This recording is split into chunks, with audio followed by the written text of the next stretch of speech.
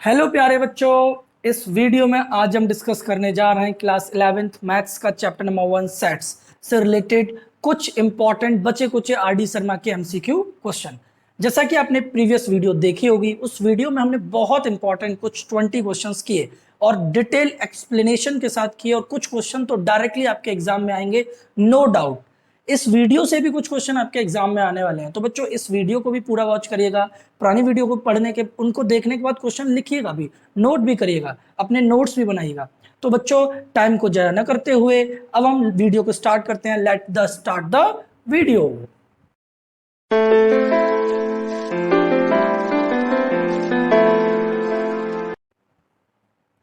देखो बच्चों, अब हम बच्चे कुछ क्वेश्चंस को डिस्कस करने जा रहे हैं।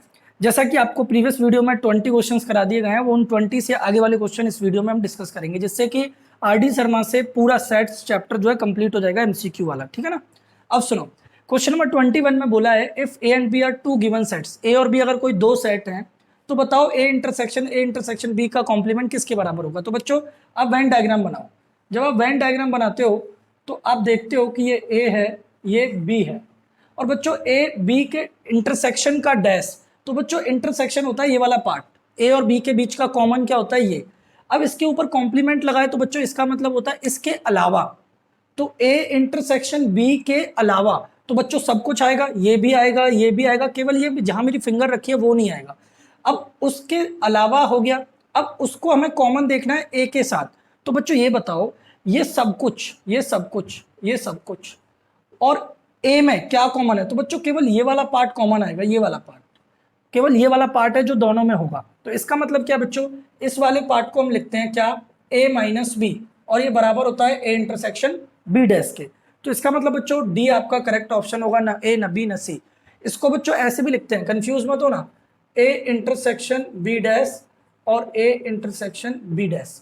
ठीक है ना, सेम, तीनों का मतलब एक ही होता है। अब सुनो, 22 में बोल रहा है A intersection A union B का डैश आपको बताना है। तो बताओ भाई क्या निकलेगा, देखें। चलो इस बार आपसे कह रहे हैं कि आप जो वेन डायग्राम बनाओगे ना, उस वेन डायग्राम में आपको ए और बी का जो यूनियन है, यूनियन होता है ये सब, इसका डैश लेना है बच्चों। तो इसका डैश मतलब इसके अलावा, बात फील करना, इसके अलावा। तो बच्चों इसके अलावा आपको सब कुछ लेना है, बात समझो, ए यूनियन बी नहीं लेना है, इस पर डैश का मतलब है इसके अलावा लेना है। तो इसके अलावा पूरा सब कुछ लेना है, केवल ये वाले दो सर्कल नहीं लेने हैं। तो एक बात बताओ, उसमें और ए में क्या कॉमन होगा। तो बच्चों जब ए लेना ही नहीं है तो इस वाले पार्ट में और ए में दोनों में क्या कॉमन होगा, बताओ, आप ही बताओ, कुछ कॉमन है क्या, कुछ भी कॉमन नहीं है, समझो ना।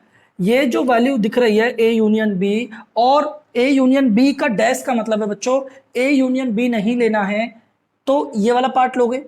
अब आपको बोल रहे हैं ए में और इस पार्ट में कोई कॉमन है, कुछ भी नहीं है, तो इसका मतलब क्या है, फाई है, बात खत्म। आगे देखो क्वेश्चन नंबर 23, इफ ए बराबर x is such that x is a multiple of 3 and B 5 का मल्टीपल है, आपको ए माइनस बी निकालना है।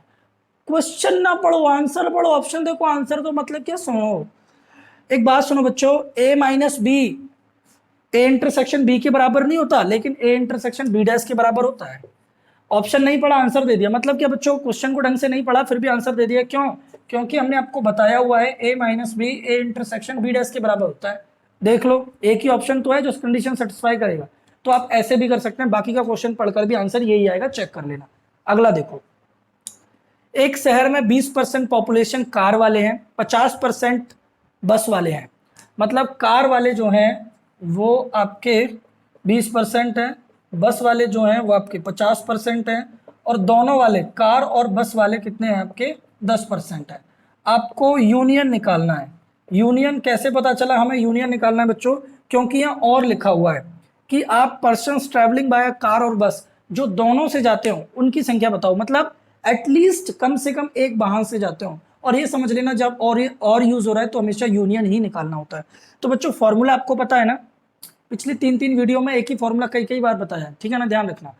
तो कार और बस को प्लस करो, 50 और 20 70, उसमें से इंटरसेक्शन घटा दो मतलब 10, तो कितना बचेगा 60, तो आपका आंसर आ जाएगा 60। अरे भाई फॉर्मूला लिखवाया है, ए यूनियन बी बराबर n A plus n B minus n A intersection B. ठीक है ना। तो ए की वैल्यू मतलब कार की वैल्यू 20, 50, 70 में से 10 घटा दोगे 60, तो इसलिए आपका आंसर आ जाएगा 60। अब हम बढ़ते हैं बहुत वैल्यूबल इंपॉर्टेंट क्वेश्चन नंबर 25 की तरफ। देखो बच्चों, अब हम बढ़ते हैं क्वेश्चन नंबर 25 की तरफ। क्वेश्चन नंबर 25 में बोला है कि आपके पास कोई भी 175 आपके पास कोई भी स्टूडेंट्स हैं जो यूनिवर्सल सेट है, उसमें से मैथ्स को पसंद करने वाले 100, फिजिक्स को पसंद करने वाले 70, केमिस्ट्री को पसंद करने वाले 40, मैथ और फिजिक्स दोनों को करने वाले 30, मैथ्स और केमिस्ट्री को पसंद करने वाले 28, फिजिक्स और केमिस्ट्री को लाइक करने वाले 23, तीनों को पसंद करने वाले 18, हमें केवल मैथ्स को केवल मैथ्स को पसंद करने वाले निकालने हैं। तो बच्चों, इसको निकालने के दो तरीके होते हैं। या तो आप डायरेक्ट फॉर्मूले से चले जाइए। फॉर्मूला क्या होता है मैं लिख देता हूं। देखो, मैथ्स अलोन आपको निकालना है, तो maths minus maths intersection physics और maths intersection chemistry plus maths intersection physics chemistry solve कर दीजिए, आंसर आ जाएगा। मतलब मैथ्स कितना है बच्चों 100, और एम और पी में कॉमन कितना है 30, एम और सी में कितना कॉमन है 28, और तीनों में कॉमन कितना है 18। तो 100 और ये कितना हो जाएगा 118, 30, 40, 50, 58। तो घटा दो कितना बचेगा, 8 में से 8 गया 0, 11 में से 5 गया 6, तो आपका आंसर आ गया 60। या तो आप किसी का भी अलोन निकालना हो बच्चों, अगर जैसे आपको फिजिक्स अलोन निकालना होता तो फिजिक्स माइनस फिजिक्स और मैथ्स, फिजिक्स और केमिस्ट्री तीनों का इंटरसेक्शन प्लस, ठीक, किसी का भी अलोन करना हो। और अगर आप वेन डायग्राम से जाना चाहते हैं तो वेन डायग्राम से चले जाइए। देखिए ध्यान से वेन डायग्राम से कैसे जाओगे। देखो, वेन डायग्राम में आप फिजिक्स केमिस्ट्री और मैथ्स बना दोगे, मैथ्स फिजिक्स केमिस्ट्री, तीनों में कॉमन क्या है 18। एम और पी में कॉमन कितना है, एम और पी में 30 कॉमन है, तो 30 में से 18 घटा दो 12। एम और सी में कितना कॉमन है, एम और सी में 28 कॉमन है, तो 28 में से 18 घटा दोगे तो कितना बचेगा 10, ठीक। एम पी और सी में 23 है, पी और सी में, तो 23 में से 18 घटाओगे तो 5। अब देखो एम पे टोटल कितना है बच्चों, एम में 100 है ना, तो 100 में से घटा दो 12, 18 और 10, मतलब 10, 20, 30, 40, 60 आ गया। तो आपको मैथ्स ही तो निकालना है ओनली, तो आपका आंसर 60 निकल के आ गया, बात खत्म। ऐसे ही फिजिक्स निकाल सकते हो, केमिस्ट्री निकाल सकते हो, ठीक है ना, बहुत अच्छा लगा होगा। अब देखिए question number 26, two finite sets having m and n elements.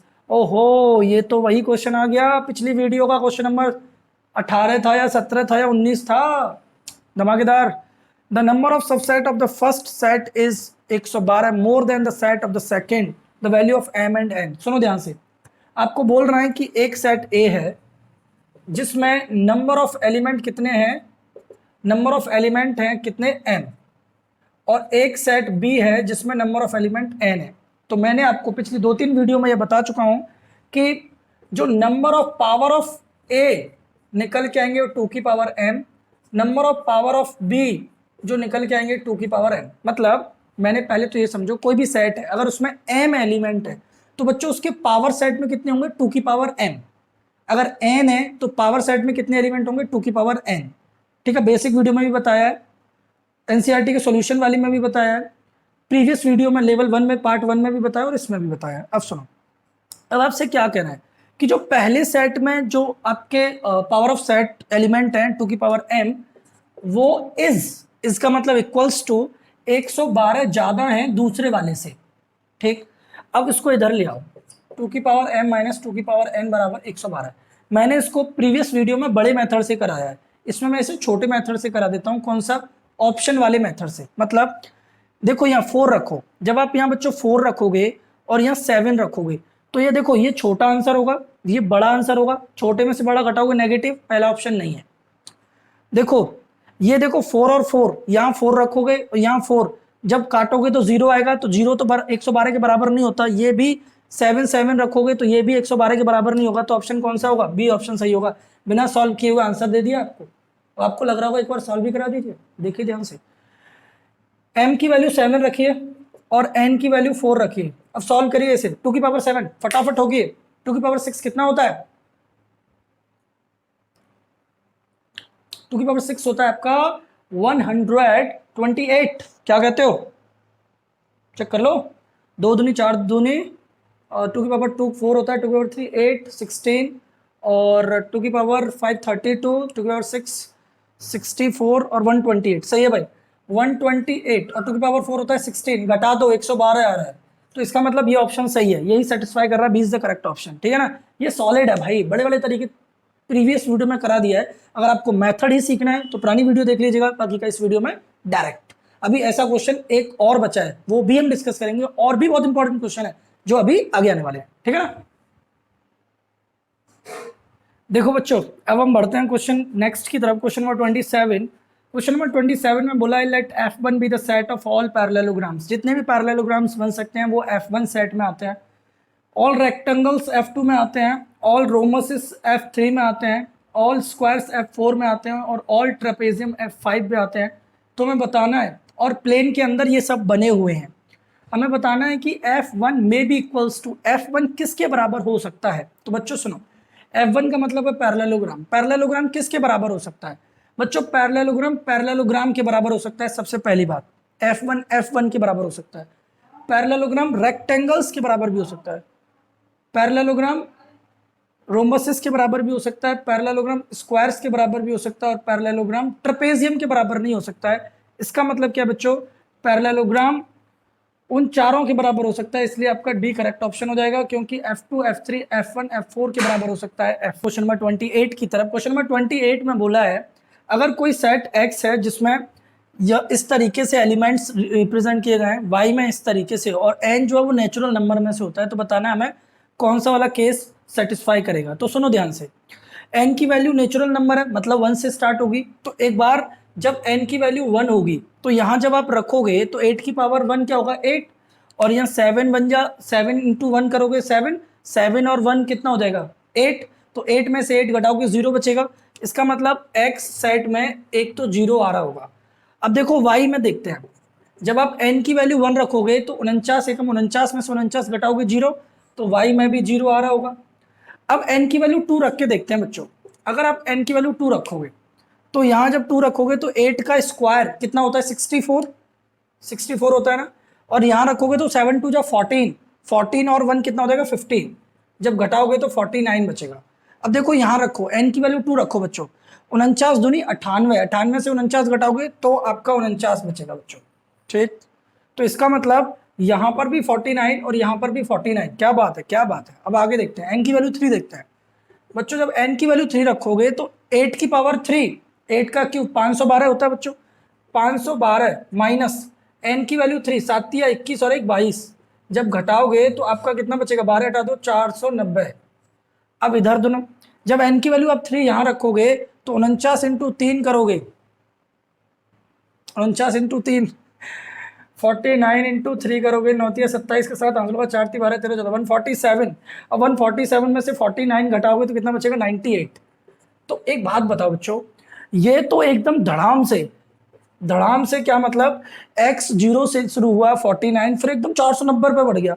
यहाँ देखो 0 से 49 से 98, तो कहने का मतलब इसके बाद फिर कुछ और आएगा, फिर कुछ और आएगा, ये भी आएगा नो डाउट, 490 इसमें भी आएगा। मोरल ऑफ द स्टोरी मेरे कहने का मतलब ये आपसे कि यहाँ पर ये एलिमेंट एक साथ बढ़ गया तो इसमें कहीं ना कहीं एलिमेंट कम होंगे। 490 में तीसरा ही एलिमेंट आ गया, लेकिन इसका तीसरा एलिमेंट 98 है, चौथा इसका आएगा शायद 147, पांचवा फिर आएगा 192 या 196। तो बच्चों ये सोचो, इस सेट में ज्यादा एलिमेंट है और x वाले में कम एलिमेंट है, तो कम ही तो ज्यादा का सबसेट होता है। तो बात खत्म, x is the subset of y, बात खत्म, ठीक है ना। ये x वाला जो है इसमें कम एलिमेंट है तो ये ज्यादा वाले का सबसेट होगा। अब सुनो, इक्वल तो होने से रहे। 29, if a and b are two sets, a और b दो सेट हैं, तो बताओ a यूनियन b, a के साथ इंटरसेक्शन क्या देगा बच्चों? a देगा। ये एनसीईआरटी का मिसलेनियस एक्सरसाइज का क्वेश्चन है, प्रूफ करने वाला, ठीक है ना। फिर भी मैं आपको फील करा देता हूँ एक बार, वेन डायग्राम बना के देखो ध्यान से। ये a ये b, तो a और b, a यूनियन b का मतलब क्या है? ये पूरा, और कॉमन निकालो a के साथ, तो इस पूरे में और a में क्या कॉमन है जो दोनों में आ रहा हो? तो a ही तो है, बात खत्म, a हो गया। अब हम बढ़ते हैं नेक्स्ट वैल्यूएबल इंपॉर्टेंट क्वेश्चंस की तरफ। Question number 30। देखो बच्चों, ये बहुत ही इंपॉर्टेंट दो इंपॉर्टेंट क्वेश्चन आपके लिए रखे गए हैं, क्वेश्चन नंबर 30 और क्वेश्चन नंबर 31। आपको दोनों ही आराम से ध्यानपूर्वक समझने हैं, ठीक है ना। 30वें क्वेश्चन में बोला है a survey shows that 63% of the people watch a news channel. 63% लोग ऐसे हैं जो न्यूज चैनल देखना चाहते हैं, मतलब देखते हैं।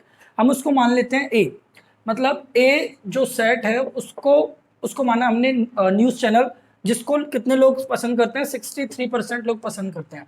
Whereas other news channel को अदर चैनल को पसंद करने वाले कितने हैं, 76, उसको हम बी मान लेते हैं। तो बी को पसंद करने वाले कितने हैं, 76। उसके बाद आपसे बोला है if X% of both people watch both channel, अगर दोनों को पसंद करने वाले जो हैं वो X% हैं, तो बचाओ X की वैल्यू क्या होगी बच्चों। ठीक, देखो आपके पास है, बहुत ही इंपॉर्टेंट क्वेश्चन है और थोड़ा सा लेवल अप है इसका, तो इसको ध्यान से समझना, नहीं आए तो वीडियो दोबारा मतलब स्टार्ट करके देखना। सुनो ध्यान से, सबसे पहले फॉर्मूला आपको पता है ना, एन ए यूनियन बी का फॉर्मूला होता है n A plus n B minus n A intersection B. अब वैल्यू पुट करो, ए की वैल्यू कितनी है 63%, बी की वैल्यू कितनी है 76% और इंटरसेक्शन की वैल्यू कितनी है x%।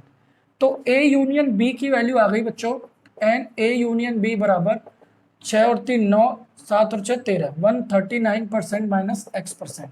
अब x% को भले ही आप लेफ्ट में लेके आ जाइए, तो 139% minus n A union B. अब एक बात बताओ बच्चों, एक बात बताना, आप ये बताओ A union B, A union B मतलब A union B, you know कि आपको इस तरीके से, या फिर आप ये देखिए, क्या बोलते हो आप, ये देखिए, चलिए इधर देखिए कि आप ए यूनियन बी मतलब ये वाली वैल्यू आपकी, तो आप ये वाली बात फील करिए बच्चों कि आप ए यूनियन बी की जो ए यूनियन बी है उसका जो वैल्यू निकल के आएगी वो कभी भी 100% से ज़्यादा नहीं होगी। ये वाली बात फील करिए, मतलब ये वाली वैल्यू जो ए यूनियन बी है ये कभी भी 100% से ज़्यादा नहीं होगी, 100% हो सकती है या उससे कम होगी। इसका मतलब क्या है बच्चों, ये वैल्यू जो आपकी ए यूनियन बी है ये वैल्यू आपकी 100% के बराबर हो सकती है या 100% से छोटी हो सकती है। तो इसका मतलब क्या होगा बच्चों, एक बात बताना, अगर ये 100% हो गई तो 139 में से 100% घटाओगे तो 39, तो x 39% भी आ सकता है।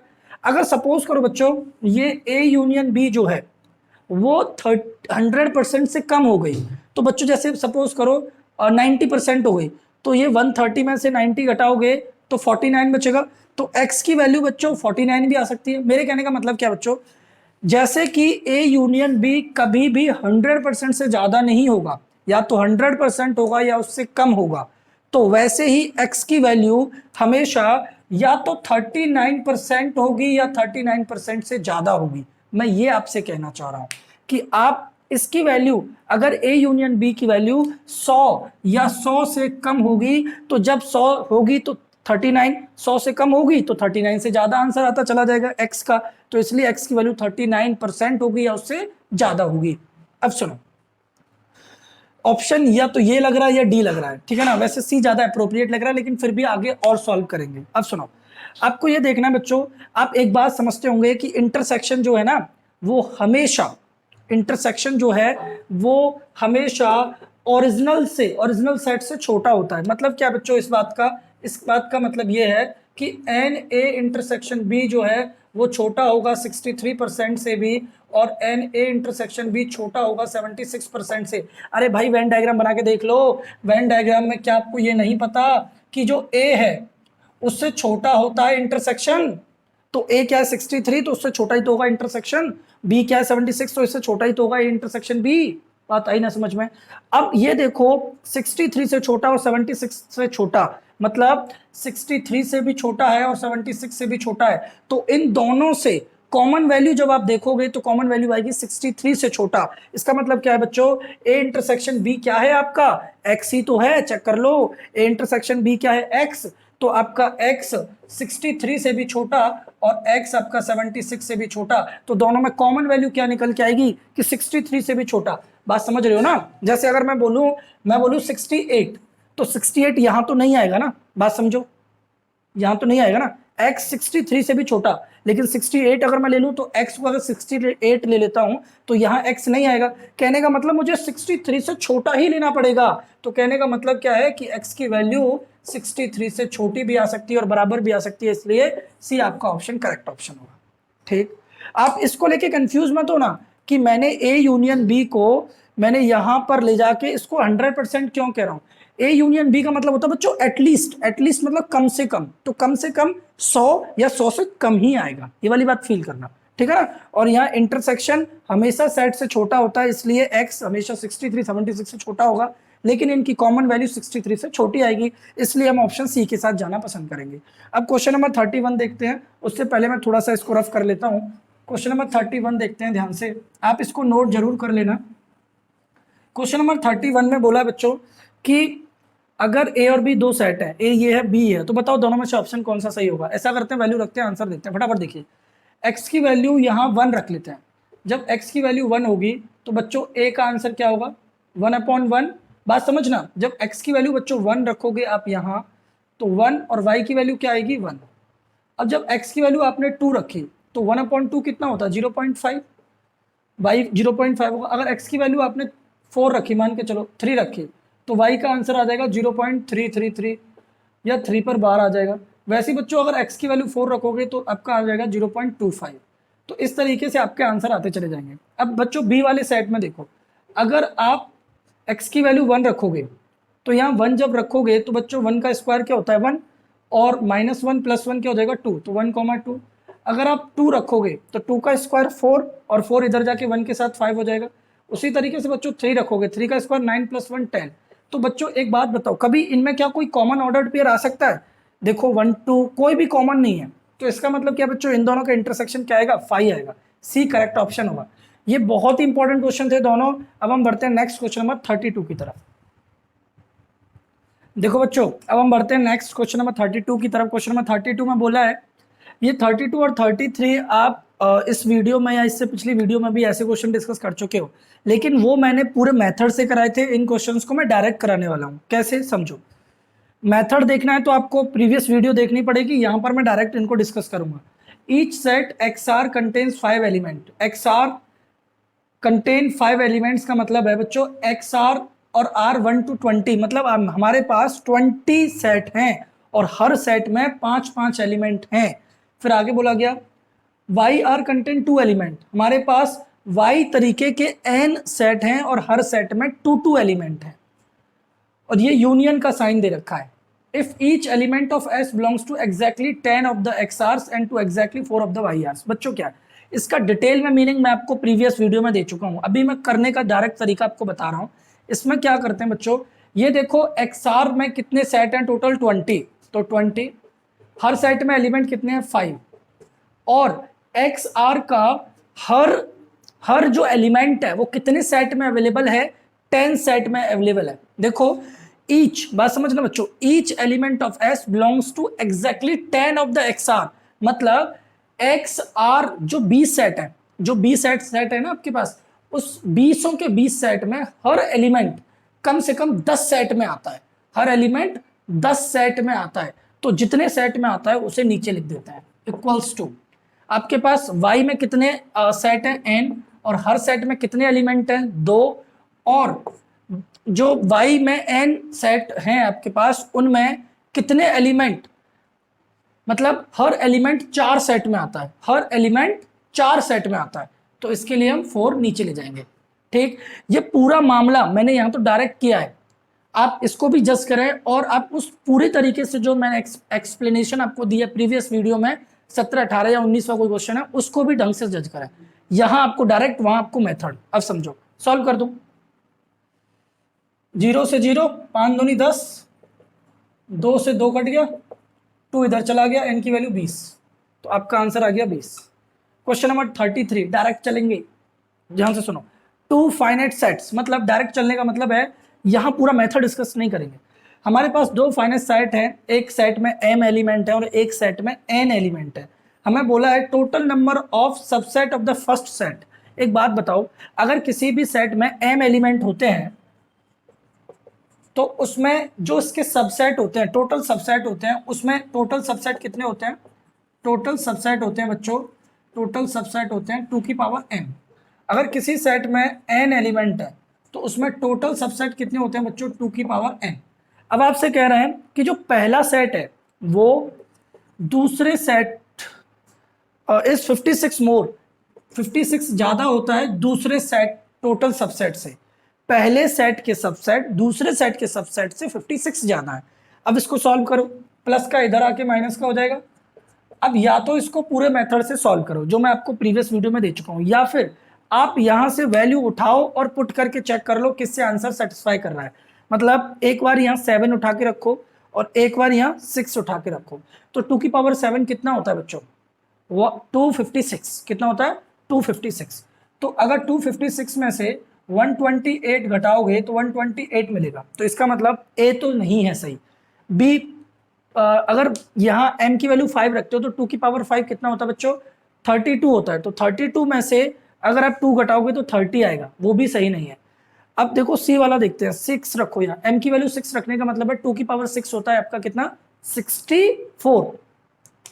64 में से n रखो आप 3, तो 2 की पावर 3 कितना होता है? 8। तो 64 में से 8 घटाओगे 56 आ रहा है, इसका मतलब सी ऑप्शन आपका सही है। ठीक है ना? ये मैंने डायरेक्ट करना सिखाया है और पुरानी वीडियो में मैंने एक्सप्लेनेशन के साथ इन्हीं क्वेश्चंस को या इनकी तरह दूसरे क्वेश्चन जो है उनको कराया है। अभी मैं बढ़ते हैं क्वेश्चन नंबर 34 की तरफ।